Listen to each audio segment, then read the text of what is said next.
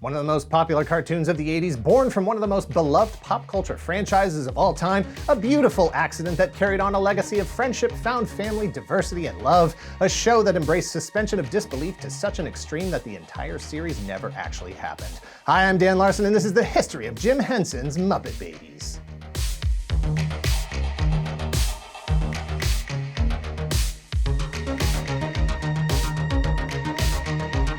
Thank you to KiwiCo for sponsoring this video. Go to kiwico.com/secretgalaxy to get 50% off your first month of KiwiCo today. They say if you give someone a fish, they'll eat for a day, but if you teach them to fish, they'll eat for a lifetime. But we're not talking about fish, we're talking about robots and stereo headphones and motorized soap dispensers. We're talking about knowledge. Oh, I guess that's what the fish story was about all along. Walking robots, headphones, a soap dispenser, those are all items that I have personally built from KiwiCo crates over the last 2 years. KiwiCo offers monthly crates designed by experts with projects for kids as young as 1 month old to teens to 30-somethings, 40-somethings, and beyond. Each KiwiCo crate is deceptively simple yet challenging, providing entertainment and something to show for your investment in time.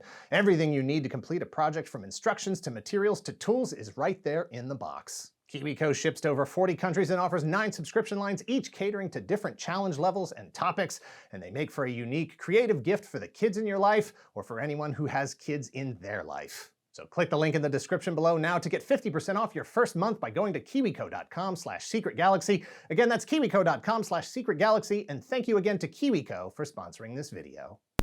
Jim Henson's Muppet Babies is an animated series that ran 107 episodes over 8 seasons from September of 1984 through November of 1991. For nearly a decade, it was more successful than the live-action franchise that birthed it. For an entire generation, it was the entry point to the entire concept of Muppets. It's playtime in the nursery for the Muppet Babies, baby versions of Kermit, Miss Piggy, Fozzie, Ralph, Scooter, Skeeter, Animal, and Gonzo, each of them from who knows where that met who knows how. Is it an orphanage? Is it a talking animal shelter? The only thing that matters is that it's a safe, loving home where Nanny makes sure they have food, clothing, and warm beds to sleep in at night. A nurturing environment that encourages the babies to let their imaginations run wild and indulge in fantasy. Maybe they are astronauts, maybe they are aliens, maybe they chase shooting stars, maybe they play blue guitars. From the pyramids in Egypt to the Death Star Trench, every adventure is an opportunity for team building, for problem solving, and for learning more about the lives they could one day lead as grown-ups on a different Muppet show. Randall Peltzer found the Muppets when he was visiting a Chinatown antique store looking for a Christmas present for his son Billy and... wait, no, sorry,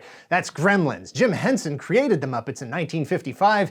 They were featured on a series of broadcast shorts called Sam and Friends. Through the 1960s, their popularity grew as the characters were refined, Kermit the Frog and Ralph the Dog being the most central high visibility of the group, making regular appearances on late-night television and in commercials. It was the creation and success of Sesame Street in 1969 that tied the Muppets to kids' programming, earning Henson's company and his characters the deserved reputation of educators and safe family entertainment for all ages, but mostly young children. That pendulum swung back to adults through the 70s as Muppets were featured in regular segments on Saturday Night Live, and then The Muppet Show in 1976 split the demographic difference with a new syndicated primetime series which rounded out the cast with new stars Miss Piggy, Fozzie Bear, Gonzo, Scooter, and Animal. Jim Henson and the creators and performers behind the Muppets mastered the art of playing to both audiences with subtle, subversive adult humor and references that would go right over kids' heads, while serving ample doses of pratfalls, slapstick, and goofy antics. The Muppets made the leap to feature films in 1979 with The Muppet Movie. 2 years later, in 1981, as The Muppet Show ended its run on television, The Great Muppet Caper arrived in theaters, signaling that the Muppets had grown beyond television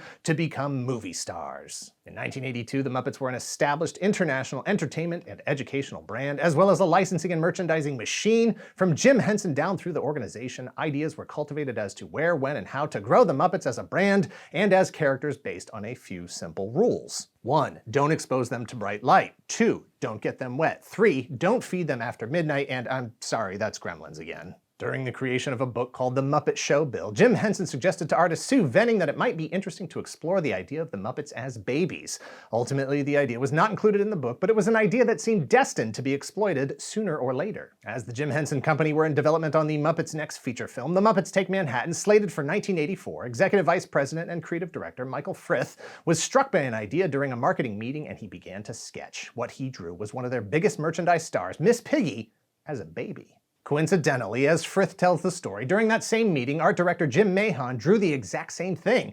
Clearly, the universe was telling him that it was time to do something with these baby Muppets. Frith took his sketch to Henson, who liked it. Henson and Frith recognized Muppets as babies as an even better way to reach kids and talk to them about the world. Speak to them in their own language. Mama, dada, boop boop, chihuahua. That said, as Frith tells the story, Frank Oz, Henson's literal right-hand man, the Miss Piggy to Henson's Kermit, was very hesitant to embrace the idea of the Muppets as babies, considering how much time and work they had done to age up the public perception of the Muppets after the overwhelming success of Sesame Street. The Muppets started out as entertainment for adults. Sesame Street aged them down. The Muppet Show and the Muppet Movie brought them back up. Frank Oz was directing Muppets Take Manhattan, but Henson asked to direct a scene or two himself. Well, one scene in particular, really. Just a little character moment that wasn't fully fleshed out in the original script, where Kermit and Miss Piggy talk about what it might have been like to have known each other when they were younger. A lot younger. Babies, in fact. Surprise, Frank Oz, it's that baby Muppet stuff. It's a purely fantasy-driven moment accompanied by a song where Miss Piggy, as a baby, dreams about what the future could be, all the possibilities of what she might do, who she might become, while promising that one thing will always be constant: she will always love Kermit.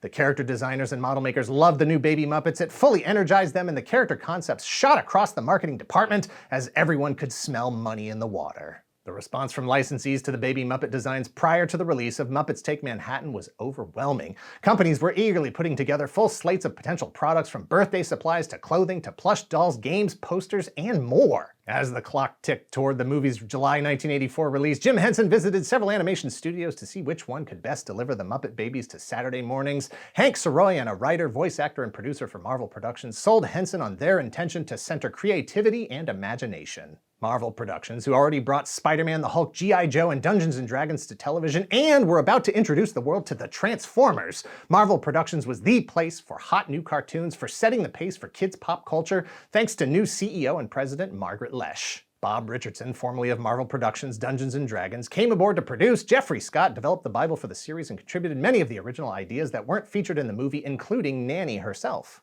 Scott was also the head writer for the series, tackling 40 of the eventual 107 episodes himself. His Bible solidified the entertainment and education themes, as well as the nature of the nursery setting extrapolated from this scene in the movie. Muppet Babies featured the core cast of Miss Piggy, Kermit, Ralph, Scooter, Gonzo, and Fozzie. Fan favorite Animal was added, as well as a new character, Scooter's sister Skeeter, to have another girl in the room. Occasional guests included Bunsen, Beaker, Robin, Statler and Waldorf, Janice, and a few others.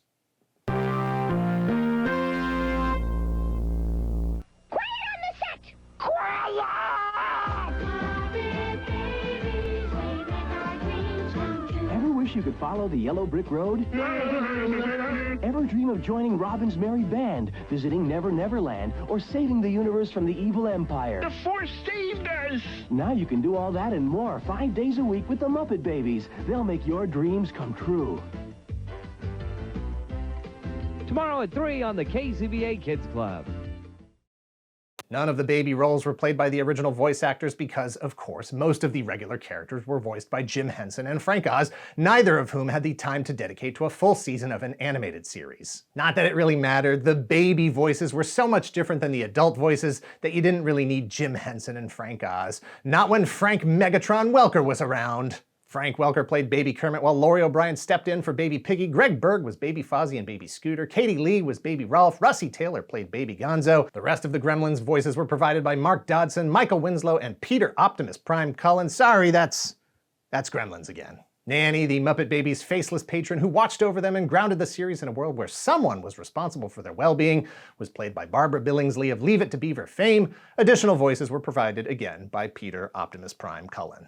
The unforgettable theme song was written by Hank Soroyan and Rob Walsh. Nearly 100 other songs produced over its 107 episodes were co-written by Alan O'Day and Janice Liebhart. The visual style stood apart from other Saturday morning animated fare. Muppet Babies frequently incorporated photographic and live-action clips as backgrounds, with the animated characters overlaid. It was a clever way to distinguish between the real world and the world of imagination and save money on backgrounds. Some of those background clips included highly recognizable scenes from movies like Star Wars or Raiders of the Lost Ark, something that today might be a challenge for lawyers to navigate the red tape of royalties and rights, was easily solved with Henson placing a phone call to his good friends George Lucas and Steven Spielberg, respectively. By the time the Muppets Take Manhattan opened in July of 1984, production was well underway for Muppet Babies. Despite a crowded field of popular movies, Muppets Take Manhattan managed to be the 5th highest grossing film the week it opened, just behind Ghostbusters, The Last Starfighter, The Karate Kid, and Gremlins. As expected, audiences fell in love with the Muppet Babies, demanding more of their adorable round faces and nursery antics. The CBS cartoon was perfectly queued up to serve the demand Saturday morning starting in September, just as Muppets Take Manhattan was winding down its run in theaters. Muppet Babies was the most popular CBS Saturday morning cartoon and placed 5th overall for their first season. A year later, in 1985, Jim Henson attempted to expand the Muppet experience to an hour, teaming Muppet Babies with a new series called Little Muppet Monsters in a block of Muppet programming called Muppets, Babies, and Monsters. The block was CBS's most popular Saturday series and even more popular after Little Muppet Monsters was canceled just 3 episodes into its 18-episode order. A rare misstep for Henson, as viewers didn't seem even remotely interested. CBS instead ran a second episode of Muppet Babies for the hour block. Through 1986, Muppet Babies remained the second most popular kids show with over 4 million regular viewers and millions in licensed merchandise sales. Muppet Babies saved CBS again in 1987 when their block expanded to 3 episodes after CBS was forced to cancel the Garbage Pail Kids cartoon before it even aired. Muppet Babies ended its initial run in 1991 after 107 episodes over 8 seasons, but aired regularly for another 2 years on Fox, an easy pickup for new Fox Kids president Margaret Loesch, who was the executive producer for the first 6 seasons before she moved to Fox in 1990. Muppet Babies continued in syndication on Nickelodeon and the Odyssey Network through 1999 and could be seen on Playhouse Disney in the UK as late as 2007. Muppet Babies was a vehicle to push merchandise, a lot of merchandise. McDonald's Happy Meal toys, stickers, board games, puzzles, clothing, lunchboxes, storybooks, coloring books. A second McDonald's promotion with plush dolls with Christmas outfits, all kinds of baby stuff for the stuff that comes out of their mouths and for the stuff that comes out of their butts. Muppet Babies were so big they made the live stage show tour circuit, as was the style at the time, from Alvin and the Chipmunks to He-Man and She-Ra to the Thundercats. A live stage show was a higher degree of accomplishment. Muppet Babies Live kicked off in 1986. Written by Muppet Babies showrunner Hank Soroyan, the show featured actors in oversized suits performing choreographed movements to pre-recorded dialogue and music tracks. It ran for 4 years, ending in 1990, 1 year before the end of the animated series. If you missed Muppet Babies the first time around, you can track down most of the episodes on VHS, or you can try to track down the 4 episodes that were released on DVD by Toy Play in 2003. Those DVDs were included with Muppet Babies plush dolls, and as of this video, are the only episodes officially released on that format. Despite its popularity, Muppet Babies has never been released in its entirety on any home media format. There are a few theories as to why. 1. The legal complications of clearing all the movie footage and paying royalties to rights holders on properties like Star Wars and Indiana Jones. Not for nothing, but according to head writer Jeffrey Scott, as long as everything was handled properly from the beginning, the rights to those clips and any others should be good into the future. Another theory suggests that if that is the case, Disney would have the rights, but the documentation to support their ownership was lost or damaged in the sale of the Muppets to Disney, and therefore, they cannot legally sell the series or stream it online. Disney owns Marvel, Lucasfilm, the Muppets, and as of 2001, Fox Family Worldwide, previously known as Marvel Productions, and its entire library. The only sticking point would be any legal interest that might still be held by CBS, the network that Muppet Babies originally aired on. What is more likely is that Disney could have put it up if they wanted to, they just didn't want to. Not only have the Muppets been an up-and-down brand since Jim Henson's death in 1990, but the Muppet Babies brand was also relaunched in March of 2018, and it's possible they didn't want any confusion between the old and the new. What if kids preferred the original more than the reboot? That reboot was a CGI animated version of the Muppet Babies for an even younger audience. Overall, it was very similar with some new additions, including a new character named Summer Penguin. Each episode was broken into 2 11-minute segments. It was produced by Tom Warburton, better known as Mr. Warburton, the creator of Cartoon Network's codename Kids Next Door, with Eric Shaw, formerly of SpongeBob SquarePants, acting as story editor. It ran for 71 episodes over 3 seasons through February of 2022, which was around the time that Disney was hip-deep battling original Muppet Babies developer and head writer Jeffrey Scott in court. Scott sued Disney in 2021, claiming that not only had they used ideas for the reboot without compensating him, but also that actual scripts and imagery from the original series, including Nanny, his original creation, were used in that reboot, which violated his ownership of the original Muppet Babies Bible. That first suit was dismissed because Scott hadn't listed the Bible in his assets during bankruptcy filings in 1995 and 2003, so it wasn't possible for Disney to have violated his ownership, and not for nothing, but they refuted his claim of ownership since it was created as work for hire. Scott refiled the suit against Disney in February of 2022 after retroactively adding the Bible to his assets in the previous bankruptcy filings.